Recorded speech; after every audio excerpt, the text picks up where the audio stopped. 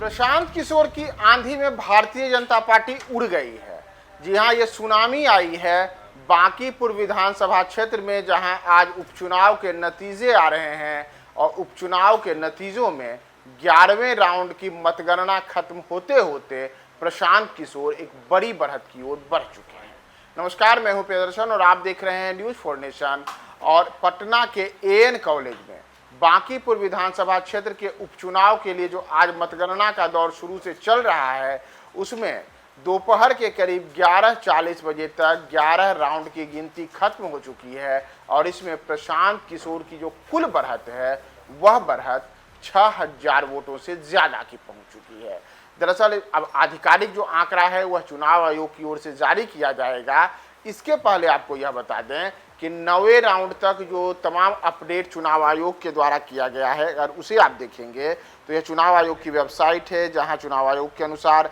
9वें round तक में ही प्रशांत किशोर ने 5272 वोटों का बढ़त हासिल किया था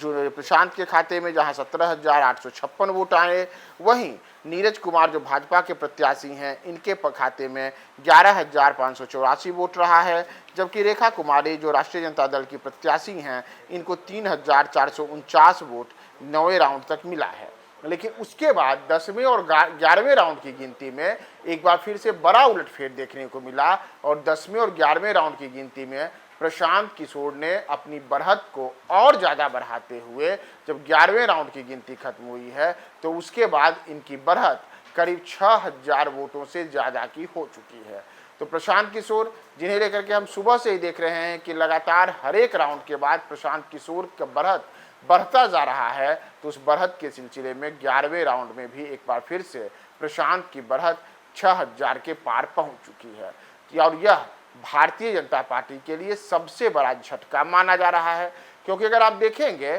तो बांकीपुर विधानसभा क्षेत्र कोई ऐसा वैसा विधानसभा क्षेत्र नहीं है। यह वो क्षेत्र है जहां पिछले 31 साल से भारतीय जनता पार्टी जीतते रही है। 1995 का विधानसभा चुनाव हो या फिर सन 2000, 2005 में 2 बार चुनाव हुए, 2010 में चुनाव हुए, इसके पहले 2006 में उपचुनाव हुआ था यहाँ, फिर उसके बाद 2015, 2020 और 2025, इन तमाम चुनावों में पहले नितिन नवीन के पिता नवीन सिन्हा और फिर 2006 से लगातार नितिन नवीन चुनाव जीतते रहे। नितिन नवीन की इन्हीं जो कह सकते हैं जो उनका सियासी कद यहाँ पे बढ़ा, उसका नतीजा रहा कि भारतीय जनता पार्टी का राष्ट्रीय अध्यक्ष अब नितिन नवीन को बनाया गया है और वह भाजपा के सबसे युवा राष्ट्रीय अध्यक्ष बने हैं। तो ऐसे में जबकि प्रधानमंत्री नरेंद्र मोदी भी नितिन नवीन को अपना बॉस बताते हैं, तो वही बॉस की सीट भारतीय जनता पार्टी गंवा रही है और यहाँ पर चेहरा इस बार सीट गंवाने वालों में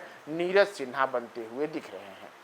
अगर आप देखेंगे बांकीपुर में जो कुल काउंटिंग है तो कुल 31 राउंड की गिनती है। एक यहाँ पे जो 31 राउंड की गिनती है उसमें करीब 11 राउंड की गिनती हो चुकी है। तो ऐसे में भारतीय जनता पार्टी के लिए यह बड़ी चुनौती है कि अब भारतीय जनता पार्टी इस सीट को बचा पाएगी, इसे लेकर के अब कहना बिल्कुल मुश्किल है, क्योंकि अब 31 राउंड के बाद जैसे जैसे अब मतगणना का दौर और आगे बढ़ेगा तो प्रशांत की जो बढ़त है अगर वह थोड़ी सी और ज़्यादा हो जाती है तो एक प्रकार से प्रशांत किशोर सुरक्षित हो जाएंगे और उनकी जीत करीब करीब तय हो जाएगी। तो एक और जहां प्रशांत किशोर की बढ़त के साथ ही जनसुराज की जो तमाम समर्थक हैं, उनको चाहे आप जनसुराज के ऑफिस के पास देखिए या फिर एन कॉलेज के पास देखिए या फिर सोशल मीडिया पर देखिए, तमाम जगहों पर खुशी मना रहे हैं। वहीं दूसरी ओर प्रशांत की सुनामी में उड़ चुकी भारतीय जनता पार्टी के कारण भाजपा समर्थकों के बीच में एक मायूसी भी दिख रही है। तो अब आगे फाइनल चुनाव परिणाम किस दिशा में जाएगा, हम आपको वह भी बताएंगे।